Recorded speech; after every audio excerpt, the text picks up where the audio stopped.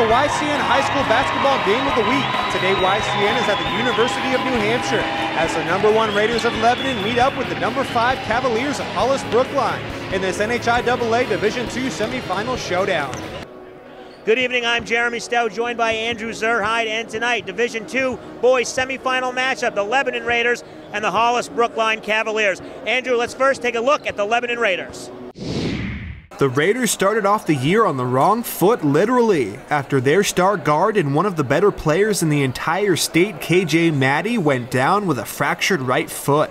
But nevertheless, Lebanon won their first 5 contests, including their annual Wexler Cup rivalry game against Hanover. Ryan Milliken, Graham Chickering, Hunter Bienvenu, Chris Nolte, and Matthew Islander all stepped up to fill the big hole left by KJ. But the Raiders faced their first test of the year against today's semifinal opponent, the Hollis Brookline Cavaliers, as Hollis handed Lebanon their first loss of the season, winning by 10 points. This would be the Raiders' only losing contest of the year, as Lebanon won their remaining 12 games en route to the #1 seed with an overall record of 17-1 heading into the playoffs. In the quarterfinals, Leb hosted the Goffstown Grizzlies and had no trouble advancing all the way to today's semifinal matchup against Hollis Brookline.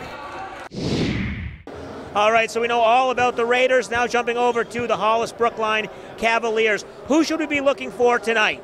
Yeah, so we're going to be keeping an eye on a couple seniors. Nick Fothergill is the senior guard. He's going to be running the point for the Cavaliers.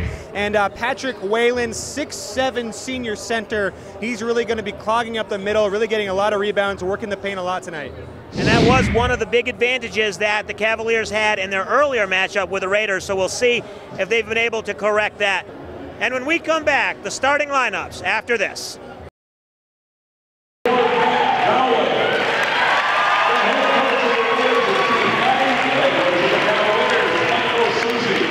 There we have it. Starting lineups are set.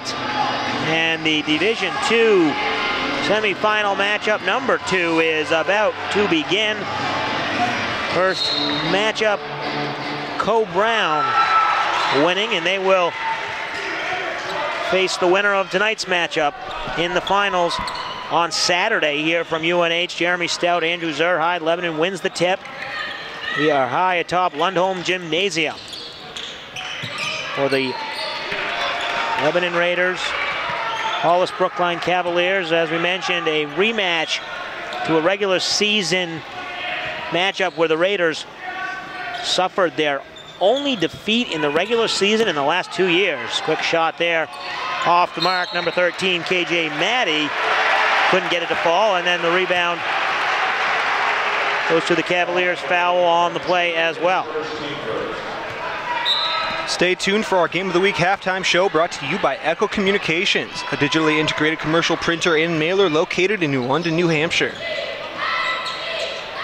Foul going on number 11, Graham Chickering. His first, team's first. Hollis Brookline setting up in their first offensive possession. That one's tipped away and then stolen away by Chickering. Gets it up to Milliken, and Ryan Milliken with the layup. And we'll see a lot of that tonight. Ryan Milliken, when he breaks, he has the first step to get past his defenders. We've seen it plenty of times, Andrew. Yeah, we have. Milliken very quick and fast and very athletic basketball player. Number 20, Matt Islander, tips it away, but then it was last touched by a Cavalier player, so it'll go to the Raiders. It's good to see KJ Maddie out there starting the game. Glad he's finally healthy. Yes, as you mentioned, with the injury at the beginning of the season, he was able to recover from that in time to get some game action at the end of the season, and then having the way the playoffs set up, the #1 seed getting the bye, giving his team some extra rest. As we see Milliken fake and drive, he can't get it to fall, but the offensive rebound goes to Islander, and the Raiders will set it back up. Yeah, it's really amazing what both the men and women's basketball teams from Lebanon have done this year, despite all their injuries. Dish out to the corner, and the three-pointer from Nolte is good. Nice job by Leb moving the ball around, finding a wide open Nolte, and it's really Really a versatile player, 6'4", but he can shoot the deep balls. Yeah, this Lebanon team, they really have a lot of talent, a lot of seniors, so this will be one of their last attempts at getting to a championship game, possibly in a little bit, as we see nice job inside, muscling it inside. That one is number 13, Simcoe. Nice job by Simcoe. It looked like he just had to dish the ball out, but he stayed with it. Made a couple of nice hesitation moves. Made it look easy. There's Milliken driving baseline. He can't get it to go. And Simcoe with the rebound. And Lebanon now leading 5-2. 5 minutes to play here in this first quarter.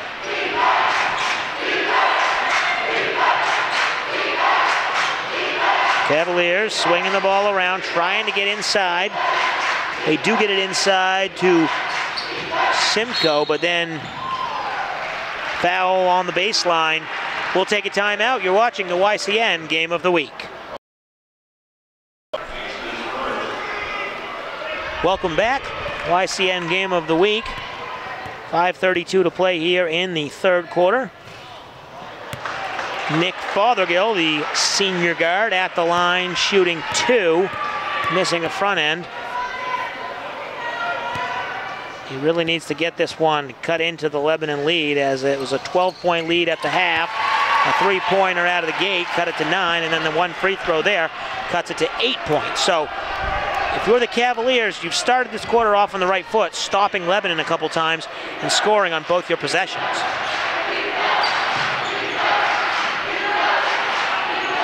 But Lebanon all too happy to swing the ball around and wait till they get an open 3. They've come up empty multiple times, as we see Milliken missing that one.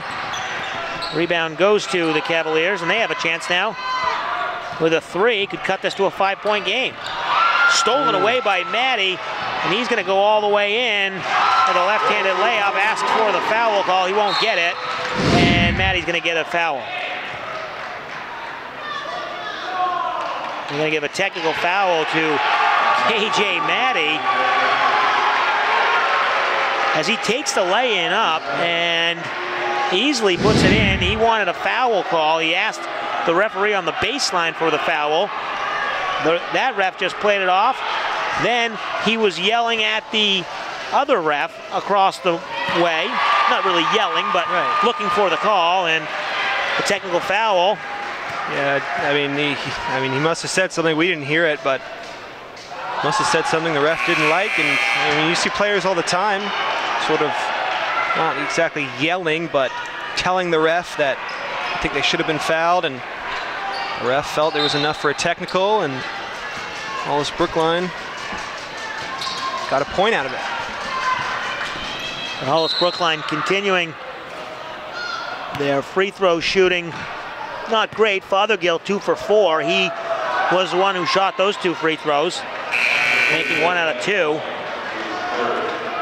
Yeah, and Maddie really wasn't stopping the play. He wasn't making he wasn't showing the referee up. You hear about that in baseball or the umps or basketball, making a scene. He was just running down the court, and he looked like he was motioning, and then he kind of looked at the other ref. But they called it.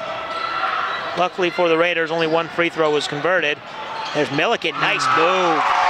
Nice job. With the fake, and then he scores.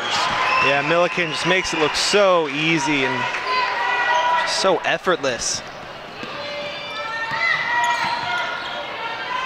So the Raiders had a 12-point lead at the half. It was cut to 8. Now it's back up to 11. Tipped by Maddie, and then he catches up to it. Excuse me, Milliken. Maddie's still on the bench after that technical foul. He came out. That was Milliken. Tips it. He was off and running.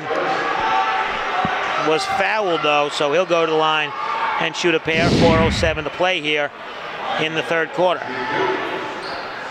That was kind of a cool sequence there. Milliken was clearly behind the ball. He looked like he wasn't going to get to it, but he turned on the Jets. Beat the Hollis Brookline defender, got the foul. And Milliken converts both of his free throws.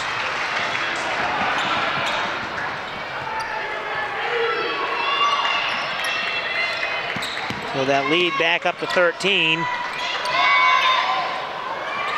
Largest lead of the night for the Raiders.